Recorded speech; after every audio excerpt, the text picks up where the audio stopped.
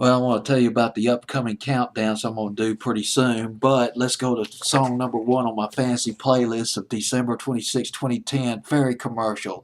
4 number 1 hits in England. Rihanna with Only Girl in the World. This is one heck of a club banger right here. Got a great dance beat to it. You got the immersion immersed in Rihanna's passionate vocals. This woman, she had a heart. This woman was burning. She was burning. I love it. Rihanna, Only Girl in the World at number 1.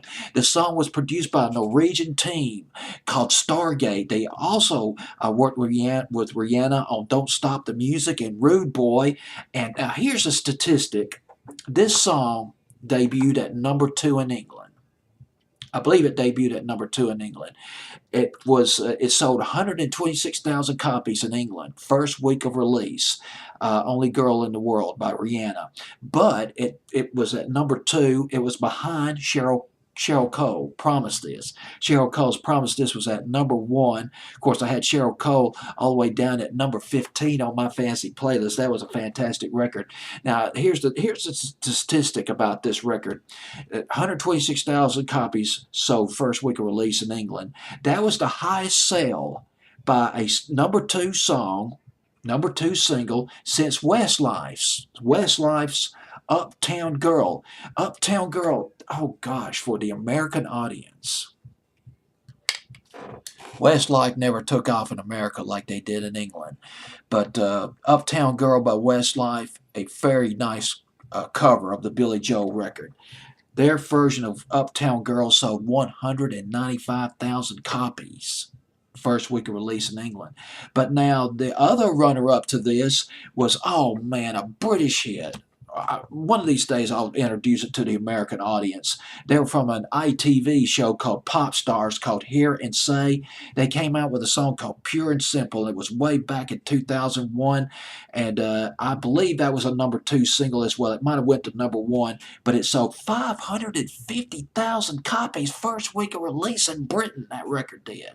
So 126,000 copies for the Rihanna record, although impressive, not quite as impressive as that Hear and Say single, Pure and Simple. That's about 500,000 copies sold first week of release right there. Well, anyway, I guess that's it for counting down my fancy playlist. Rihanna at number 1, December 26, 2010. Okay, well, let's move on. A couple of other fancy playlists. The next fancy playlist I will count down will be for my 80s and 90s YouTube channel. Oh, yes. I have not counted down a fancy playlist yet from 1990. So I'm going to hit up on the last week. I guess this will be the last or next to last week of 1990 fancy playlist back in 1990 for my 80s and 90s YouTube channel. And boy, ooh, my goodness, got some LL Cool J coming up. Breathe, and let's see, Outfield, Lost 45 by Outfield and Keith Sweat. Anybody remember Keith Sweat? My goodness, we are talking back in the day. Oh, well, here's a treat. Play that funky music by Vanilla Ice, the Vanilla Ice version of that. We're going to be getting to that one. Later, I'm going to start on this countdown, the 1990 countdown, in a couple of days. Now, for the second Millennium channel, the next countdown for the second Millennium channel will be the last week of March 2002. This one right here. Take a look at it.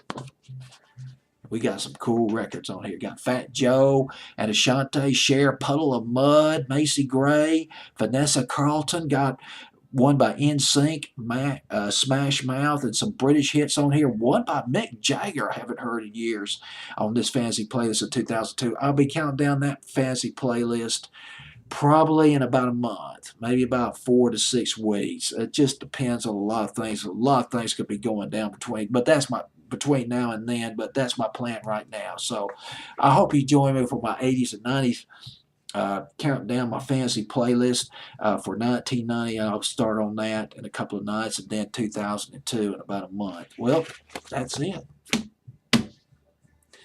Thank you for watching my videos. Thank you, too, for subscribing to my YouTube channels as well.